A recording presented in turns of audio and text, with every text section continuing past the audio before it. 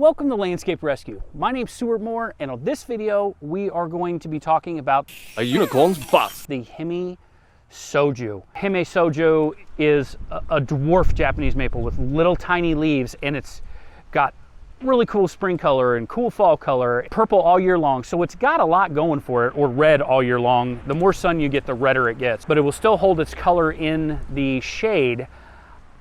I'm excited.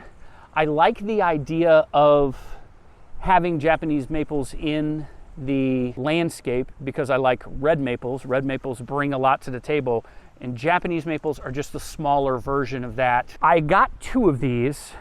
That's what we're going to be planting today.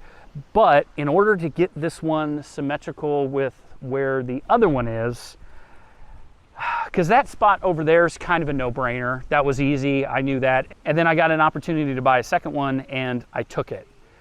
And now where am I gonna put it? Because what I would like to do is I would like to give it a little bit of break in the afternoon. This area is kind of gonna be a good spot for that. I'm gonna have to move the Grace and Grit, Grit and Glory, Grit and Grace, one of those. I'm gonna have to move it if I want it to be in the right spot. For the symmetrical aspect. So we're going to transplant a rose today. I'm going to show you how I like to do that. You know, I paid 35 bucks for it. I mean, not necessarily brand new, but when they started showing up on my radar. Actually, funny story, the nursery I was working at didn't carry Monrovia product, so I had to go to a rival nursery to buy Grit and Glory rose. That is all. That's the nursery I work at. Cool story, bro. Anyway, kind of a funny story. Actually, not really funny at all, so I apologize. We're gonna put this right here, plant the other one, we're gonna plant this one, we're gonna transplant this, plant it someplace else. I have no idea where it's gonna go. I've got an idea. A place where I could just like let it go and just let it be crazy and wild and just be a really pretty rose and then just cut it down every spring. That's what we're gonna do. I'm gonna check back in with you guys. I'm gonna speed up all this footage because I don't think you really wanna spend a whole lot of time watching me dig holes. It looked like you stole a midget pants. These aren't my jeans. These are my girlfriend's jeans.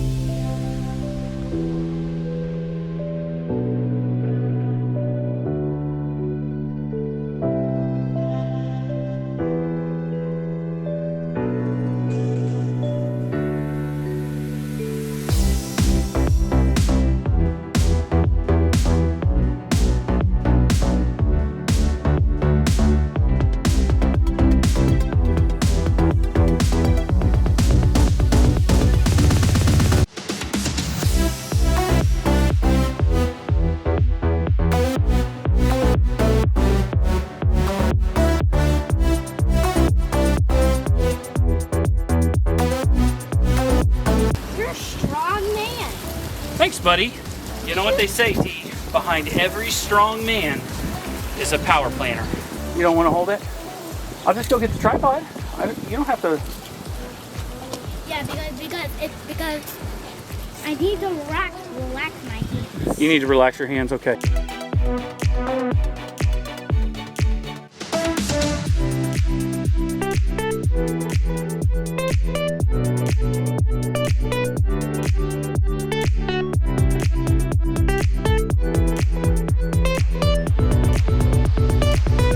This is the new power planter auger, and it's the same as their 7-inch.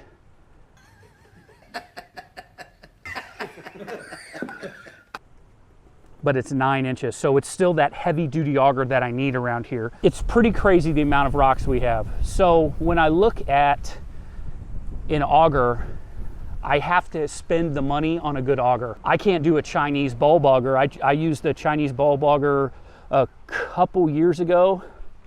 This drill turned it into a lawn ornament in probably about 30 seconds. Not a sponsored video. They did send me this auger. I'm so impressed with this. So it's the heavy duty 9-inch auger with the replaceable tip, the replaceable teeth, and then it has this huge adapter here, which is all tool grade steel. It's very long. It's turned on a lathe. There's no welds in the adapter, so the only way you're really going to screw this up is when you don't tighten your choke enough I guess, and you just kind of strip it out. I've had my auger just completely fall off because I didn't tighten the chuck, and it's still going strong. So, and that 7-inch auger, I've had that since the spring, and I have used it a lot. I loaned it to a guy that planted 7,000 1-gallon perennials with it. So, and if they couldn't screw it up, trust me, nobody could. I think that's gonna be perfect. Let me grab the soju here. Now, in the military, if you say, let me grab the soju, that means you're getting ready to party. This green bottle is a Korean rice-based drink called soju, and it's the most consumed alcoholic beverage on Earth. Let's get it. More. Raw.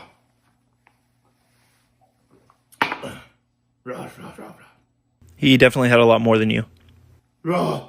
Or at least in the Army, that means. Okay. Ooh. This guy has been in this crate for a while. But yeah, look, just a little box, little wooden box. Because this is supposed to be like a patio tree. But I've never really seen the purpose of those. All right. Not that it's going to make a whole lot of difference, but Girls don't even wear their pants that tight. I should probably like more like that. And I'm cool with these guys getting to talk to each other. I'm okay with that.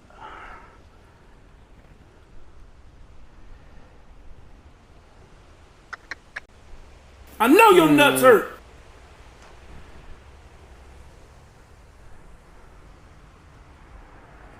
Well, we're gonna go with that. And the only reason I say that, 2 inches to the right or the left is not gonna make a difference. Inoculate the outsides, these piles, right? Because I'm gonna be mixing this inoculant in the hole. And I never scrimp on the inoculant, right? So as I'm putting this back, I'm gonna be mixing this inoculant, which this has an alfalfa base. Mycorrhizal fungi initially germinate in the soil and make their way to the nearest roots. The roots are then colonized by the fungi and the mycorrhizae are established. The fungi penetrate the root and create an internal network of fungal structures where the plant and mycorrhizae exchange sugars and nutrients. Finally, the hyphae continues to develop outside the roots to explore the soil. Basically, mycorrhizae form a network of fine filaments that associate with the plant roots to draw nutrients and water from the soil that the root system would not be able to access otherwise. And I'd like to see where the root flare is on this. There you go. Okay, so I mean, we're good. We're not,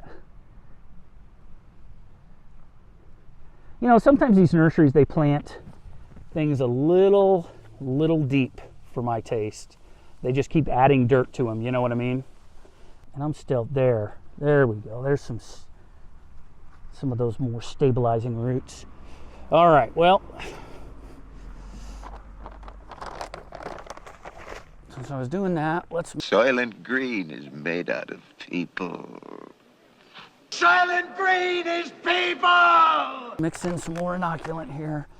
And the reason I want to do that is I'm making a shotgun approach, right? So I want that mycorrhizal fungi to be evenly distributed throughout the soil profile so those dormant fungal spores can reach a root as soon as this tree sends out its signal that it needs help, right? So it's help wanted signal. I know you guys have heard this all before, but in case you're just joining us, we are big fans of beneficial fungus and beneficial bacteria. Now, Dr. Earthgrow you can find at Lowe's, and that's why I've been using it a lot, because there's a national shortage of,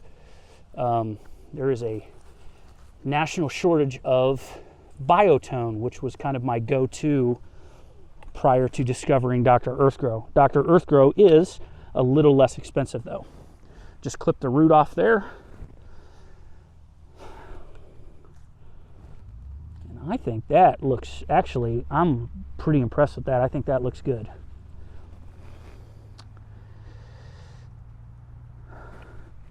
Yeah, so just a couple little tiny itsy bitsy roots that I'm gonna cut off away from the trunk. Now I'm gonna cover this with mulch. I mean, there's gonna be a good 3 inches of mulch on here, but okay, so look at that. That's looking sharp. All right, let's go plant the other one. Oh, fertilizer tabs, jeez Louise. And hell, that is a fantastic save by Stuart Moore. I mean, Stuart Moore has made several saves in this first half. All right, what are we gonna do? What is that? What did fate just tell us? 6? Okay, 6. Okay, so what I do when I forget my fertilizer tablets is I just work my way towards the back of this root ball, and then I'm gonna push one of these down far enough to where the squirrels can't dig them up. They don't do anything with them. I think squirrels just see that there's disturbed soil and they think it's a free meal. They think they're just gonna steal somebody else's acorns or something. They're sneaky guys.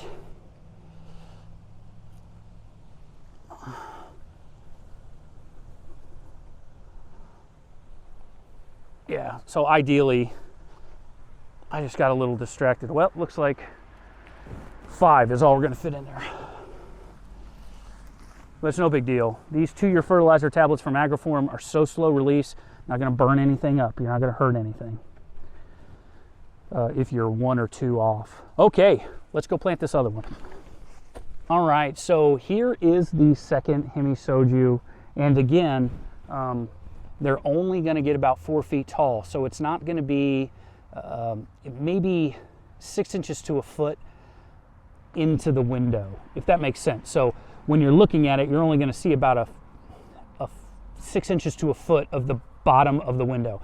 Now, from a landscape design aspect, I really kind of like that because it's not blocking the window enough to provide a security risk, like when people put yews in front of their windows or a big Japanese maple, because in the summertime, if they hear glass breaking, if your neighbors look out the window in the direction of the sound that they heard, they won't see anybody because there's a giant Manhattan euonymus in front of your window or a burning bush in front of your window.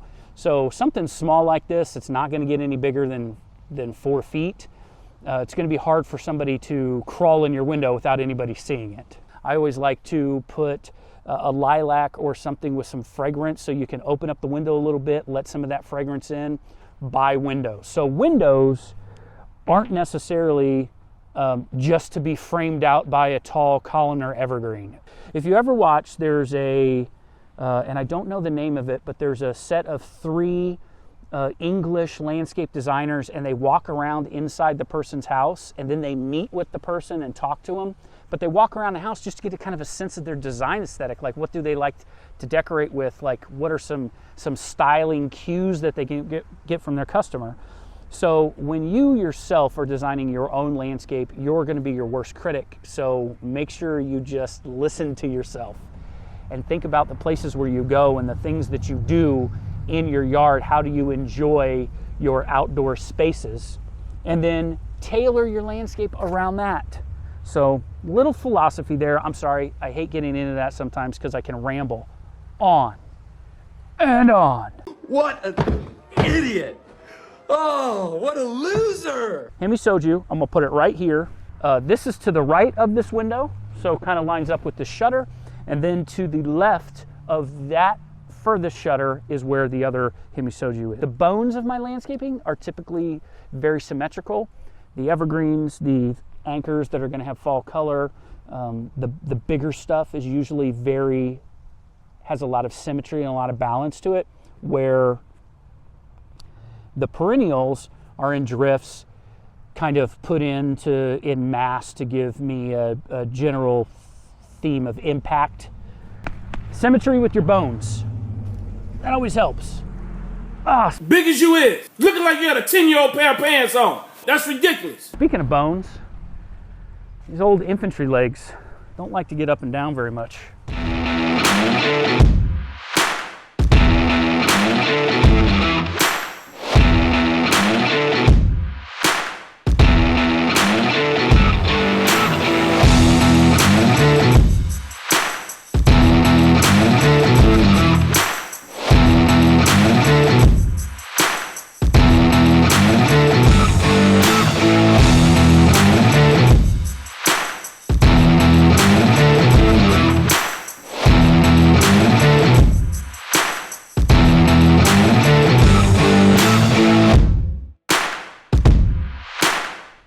So I'm just going to give a very light dusting on the inside. Just a very light dusting. Then put the plant in.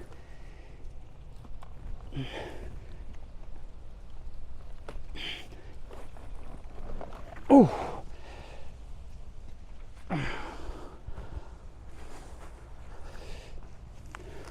And it looks good. I mean, I could go in here and I could just kind of run my hands over them, which is, I like to normally do that. Maybe we'll do that for a second. Just so we can find that root flare. There it is. Yep, okay. So this one didn't have as much topsoil thrown on top of it as that other one did. Which sometimes, you know, the water gets beat out of it from their drip irrigation or somebody hand watering them, and they just add soil on top of it. Look at that. That's good looking. All right. Beautiful? Yes. Like a Monet masterpiece, if Monet were a magic farting horse.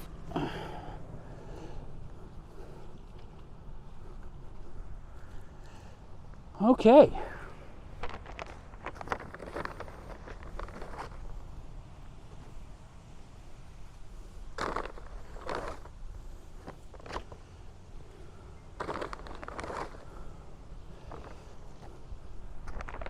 All right. And remember, whatever rate you're comfortable with when it comes to adding your beneficial fungus and beneficial bacteria inoculants, whichever product you decide to use, whatever rate you're comfortable with, because you're not going to be able to overdo it, right? You're not going to kill anything with too much mycorrhizal fungi or beneficial bacteria. You know, just at some point you're wasting your money because the plant only has enough job openings for so much mycorrhiza. I'm not judging you because I think you're an innovator, but there's no way I'm ready for that. These are little anemones. These are going to grow so slow. I think they reach maturity in like 15 years. I'm not worried about this thing overgrowing its space ever, much less in the next 10 years. So these little anemones, which have done zero for me as far as, I know Laura from Garden Answers really likes anemone, and these are just doing nothing for me. Now this is Fantasy Cinderella. Fantasy Cinderella.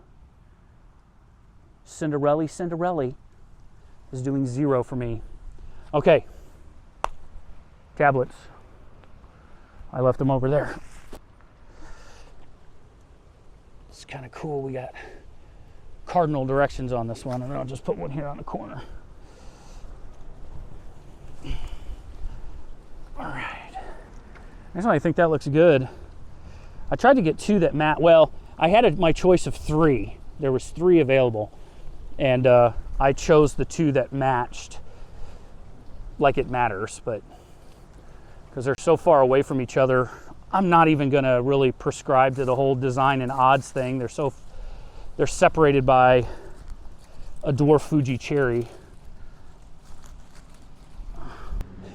The cool thing about doing landscaping in your house is you can really just dote on things, you know, where in the landscaper's perspective, a lot of the times they're just so under the gun that it's so hard to just have a zen experience when you're planting plants. So that's why, even though I would landscape all day long when I was on the cruise, I would come home and I'd landscape some more at my house because I got to actually enjoy landscaping. I wasn't, you know, worried about making my boss money. All right, guys. Well, I'm gonna mulch this entire bed. Maybe I'll put it in a video. Maybe I'll do it next week. I don't know. I'm not mulching today. I'm not gonna mulch today. Too sleepy. All right. I love you guys. My name's Stuart Moore with Landscape Rescue. Thank you very much for letting me into your home to talk about plants.